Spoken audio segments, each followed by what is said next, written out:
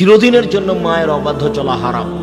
সাবধান, বিদেশে যারা আছো, দেশে যারা আছো, আল্লাহ বাপ মায়ের বিরোধিতা করা চিরদিনের জন্য হারাম করে দিই। জীবনে কোনোদিন মায়ের সামনে জোরে কথা বলবো, যা হবে হবে। ও যদি একবারে গালি দিয়ে বলে একাকার করে দেয়, যদি মনে হয় যে মাটির উপরে সবচেয়ে খারাপ মানুষ আমার মা, তবে মুখ খুলবেন। মুখ খোলাই নিষেধ, যা হবে।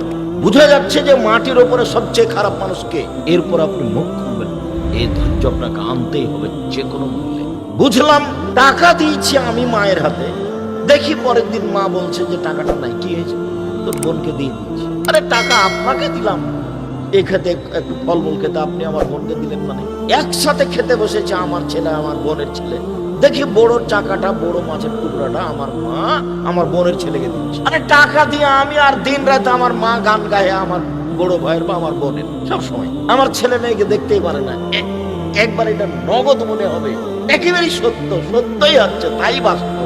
কিন্তু আপনি মুখ খুলতে পারেন, আপনি অনুরোধ করে যা সামলাতে পারেন সামলান, তাছাড়া আপনি মুখ খুলতে পারেন। জোরে কথা বলা নিষেধ, কিছু বলা তো বহুদূরের কথা।